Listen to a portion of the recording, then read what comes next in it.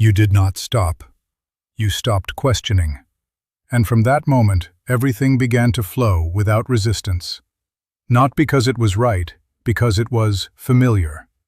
This is how a life is built that you did not choose. Not through a decision, through a surrender. At first, it is imperceptible. There is no exact moment when you say, "This is no longer my direction." You simply continue. You repeat what works. You maintain what holds. You avoid what might disturb the balance. And day after day, what was once a choice becomes habit. And what is habit, you no longer question. This is where the shift happens. You do not change your life, you change your relationship to it. You stop choosing it, and you begin to live it out of continuity. You call this stability. But stability, when it is not chosen, is only inertia in an elegant form. Why don't you notice? Because there is no pain. And this is the most dangerous point. When something hurts, you react. When something is missing, you search. But when everything works, when there is no friction, when nothing forces you to stop, you drift.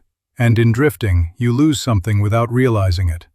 Presence. You become compatible with what you did not choose. You adapt. And the more you adapt, the more that life feels natural, until you can no longer distinguish it from yourself. And then you stop asking, "Is this really mine?" This is where many are lost. Not in chaos, in order, not in lack, in sufficiency. I have seen men reach what they wanted and no longer recognize themselves, not because they chose wrongly, but because they never corrected their course. They kept moving forward with the force of habit, and time did the rest. Because time, if not interrupted, does not build you.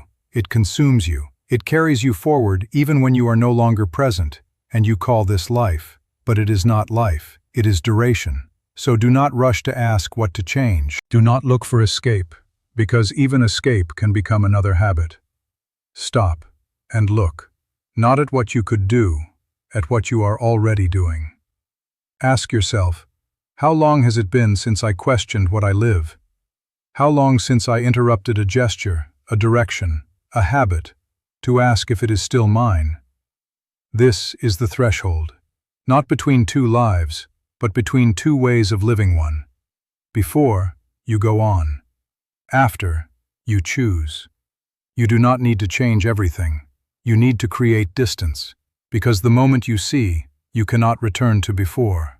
Not because you must overturn your life, but because you can no longer live it unaware. And there, something returns that you had stopped using. Freedom. Not the freedom to do anything, but the freedom not to accept everything, to interrupt, to deviate, to remain if you choose, but not because you have no alternative, because you choose it.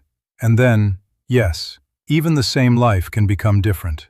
Not because it changed, but because you returned to it. And a chosen life, even when imperfect, is no longer inertia, it is direction.